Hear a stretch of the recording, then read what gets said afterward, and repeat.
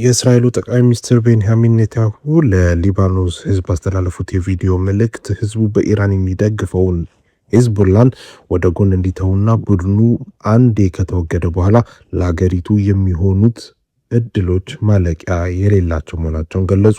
ኔታንያሁ በእንግሊዝኛ ቋንቋ ተቀርጾ በማህበራዊ ትስስር ገጻቸው ላይ በተለቀቀው ቪዲዮ ኢራንና ሂዝቦላ ሀገራቸውን ወደ ቅዠት ከመቀየራቸው በፊት ሊባኖስ ምን ትመስል እንደነበር ታስታውሳላችሁ ሲሉ ጥያቄ አቅርበዋል። ካፌዎቹን ታስታውሳላችሁ፣ ባህሉን፣ ሰላሙን በማለትም ጠይቀዋል። አክለውም ሂዝቦላና ኢራን እኛን ደጋግመው ወደ ጦርነት መጎተት ስለሚፈልጉ ያው ሁሉ ጠፍቷልም ብለዋል። እናንተና ልጆቻችሁ ከዚህ የተሻለ ህይወት ይገባቸዋልም ብለዋል። ባለፉት ጥቂት ሳምንታት በእስራኤልና በደቡብ ሊባኖስ የሚካሄደውን የምድር ላይ ወታደራዊ ኦፕሬሽን ባሳለፉት ወቅት እስካሁን 10 ሺህ የሚጠጉ የሂዝቦላ አባላት መወገዳቸውን ጠቅላይ ሚኒስትሩም ተናግረዋል። የእስራኤል መከላከያ ሰራዊት ዛሬ ረቡዕ ዕለት ታሪካዊ በሆነችው የጢሮስ ከተማ በሚገኙ የሂዝቦላ መሰረተ ልማቶች ላይ የአየር ጥቃት መፈጸሙም ተሰምቷል። ኔታንያሁ በመልእክታቸው ማጠቃለያ ላይ እስራኤል ከእናንተ ጋር ጦርነት ውስጥ አይደለችም ሲሉ እኛ ጦርነት ላይ ያለነው ሀገራችሁን ታጋጅ ካደረገው የኢራንን ትዕዛዝ ከሚፈጽመውና የእናንተን ግዛት የእስራኤል ላይ የሽብር ጥቃት ለመሰንዘር ከሚጠቀሙ ሂዝቦላ ጋር ነው ሲሉ አስገንዝበዋል። ይህ ኔታንያሁ መግለጫ የስነ ልቦና ጦርነት ስትራቴጂ አካል ሲሆን ዓላማውም በሊባኖስ ህዝብና በሂዝቦላ መካከል ያለውን ማህበራዊ ትስስርና መተማመን በመከፋፈል በቡድኑ ላይ የውስጥ መቃወምን እንዲቀሰቀስ ማድረግ ነው ብለዋል።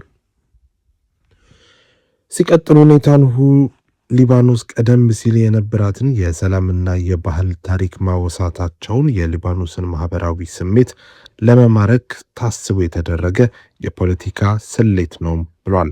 ይሁን እንጂ የእስራኤል ጦር በሊባኖስ ከተሞች ላይ የሚደረገውን ጥቃት በሲቪል መሰረተ ልማቶችና በንጹሃኖች ዜጎች ላይ ያተኮረ ነው ሲሉም ገልጸዋል። እየተባባሰ የመጣው እንዲህ አይነቱ የሰላም ፍላጎት መግለጫ በሊባኖስ ህዝብ ዘንድ ቅቡልነትን ለማግኘት እጅግ አስቸጋሪ ሊሆን ይችላልም ብለዋል። የአሜሪካው ፕሬዝዳንት ዶናልድ ትራምፕ ባለፈው አንድ ወር ውስጥ የሀገሪቱ ወታደራዊ ኃይል በሆርሙዝ የባህር ሰላጤ ላይ እጅግ ስኬታማ የነበረ ስውር ተልዕኮ ማከናወኑን በይፋ ገለጹ። ፕሬዝዳንቱ ቀደም ሲል በኦቫል ኦፊስ የሰጡትን መግለጫ በማብራራት ትሩዝ ሶሻል ሚዲያቸው ላይ በተሰኘው የማህበራዊ ትስስር ገጻቸው ላይ ባሰፈሩት መልእክት የአሜሪካ የጦር ነዳጅ ጫኝና ሌሎች የንግድ መርከቦችን በሰላጤው በሰላም ለማሳለፍ ትልቅ ስውር ኦፕሬሽን ሲያካሂዱ መቆየቱን ይፋ አድርገዋል።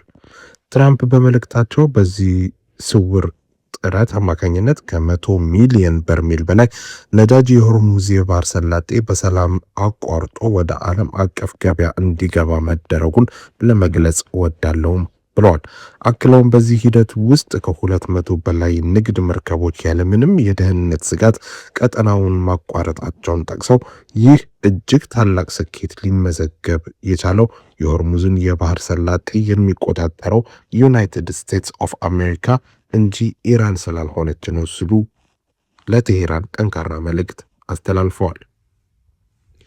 ፕሬዚዳንት ትራምፕ ቀደም ሲሉ በሰጡት መግለጫ የአሜሪካ ጦር በምሽት አጋማሽ የሚያደርገው ስውር ኦፕሬሽን በሚሊዮን የሚቆጠር በርሜል ነዳጅ ከአካባቢው እያስወጣ መሆኑንና ኢራንም ይህንን ልታውቅ እንዳልቻለች ተናግረው ነበር። ለዚህም እንደ ምክንያት የጠቀሱት ቀደም ሲሉ የአሜሪካ በሰነዘረችው የአየር ጥቃት የኢራን የራዳር መከላከያ ስርዓቶች ሙሉ በሙሉ መውደማቸውን ነው ብለዋል። ይህ የፕሬዝዳንት ትራምፕ መግለጫ አሜሪካ ከመካከለኛው ምስራቅ ባለው ቁልፍ የነዳጅ ማስተላለፊያ መስመር ላይ ያላትን ወታደራዊ የበላይነት በይፋ ለማሳየትና የዓለምን የነዳጅ ገበያ ለማረጋጋት ያለመ የፖለቲካ ድል አዋጅ ነው ብለዋል።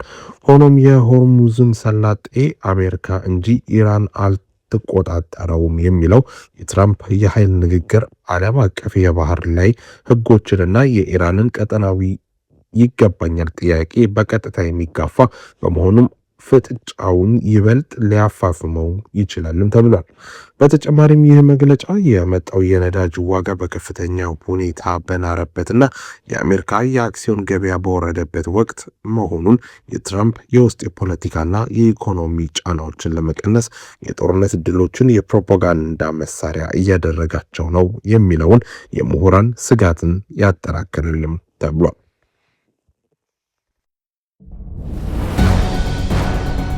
የፈረንሳይ ፕሬዚዳንት ኢማኑኤል ማክሮን የግብፅ፣ የሳውዲ አረቢያ፣ የኳታርና የተባበሩት አረብ ኤምሬትስ መሪዎች በሚቀጥለው ሳምንት በፈረንሳይ በሚካሄደው የጂ7 ጉባኤ ላይ እንደ ክብር እንግድነት እንዲሳተፉ መጋበዛቸውን አስታወቁ። የዘንድሮ የጂ7 ጉባኤ ዋነኛ ትኩረት በኢራንና በምዕራባውያን መካከል ያለውን ውጥረት በድርድር ለመቋጨት በሚቻልባቸው መንገዶች ላይ ያተኩራል ተብሎ ይጠበቃል። በተለይም በሆርሙዝ የባህረ ሰላጤ አካባቢ እየተፈጠሩ ያሉ የደህንነት መስተጓጎሎችና ጥቃቶች በቀጠናውና በዓለም አቀፍ ኢኮኖሚ ላይ እያደረሱት ያለውን አሉታዊ ተጽዕኖ መሪዎች በዝርዝር ይመክሩባታልም ተብሎ ይጠበቃል። በኤኤፍፒ እንደዘገበው ከሆነ ፕሬዝዳንት ማክሮን በሆርሙዝ አካባቢ የሚስተዋለው የነዳጅ ማጓጓዣ መስተጓጎል የነዳጅ ዋጋ እንዲንር በማድረግ በዓለም አቀፍ ኢኮኖሚ ላይ ጥቃት ትልቅ እና ከባድ ተጽዕኖ እየፈጠረ መሆኑን ገልጸዋል። የእነዚህ አራት ታላላቅ የአረብ ሀገራት መሪዎች በጉባኤው መሳተፍ የኢራንን ለማግለል ከሚደረገው ጥረት ባለፈ በቀጠናው የተረጋጋ የነዳጅ አቅርቦት እንዲኖር ለማስቻል የሚደረገውን ዲፕሎማሲያዊ ጥረት የበለጠ ወሳኝ ያደርገዋል። ይህ ውሳኔ በተለይም ኢራን በክልሉ ሀገራት ላይ የምታደርሰውን ጥቃት ተከትሎ አረብ ሀገራት ከምዕራባውያን ጋር ያላቸውን የደህንነት ጥምረት ለማጠናከር እየወሰዱት ያለውን እርምጃ በግልጽ የሚያሳይ ነው። የኢራን ጉዳይ በጂ7 መካከል ላይ በከፍተኛ ደረጃ መነሳቱን የዓለም ሀያላን ሀገራት በኢራን ወታደራዊ እንቅስቃሴዎች ላይ ያላቸውን ስጋትና የቀጠናውን ሰላም ለመመለስ የጋራ አቋም ለመያዝ እያደረጉት ያለውን ከፍተኛ ዲፕሎማሲያዊ ሩጫ ያሳያል። የኢራን ፕሬዝዳንት ማሱድ አሜሪካዊ አቻቸው ዶናልድ ትራምፕ በኢራን ኤሌክትሪክ ኃይል ማመንጫዎችና ድልድዮች ላይ ጥቃት ለመሰንዘር ያቀረቡትን ማስፈራሪያ የደካማነትና የተስፋ መቁረጥ ምልክት ነው ሲሉ በጽኑ ተቹ።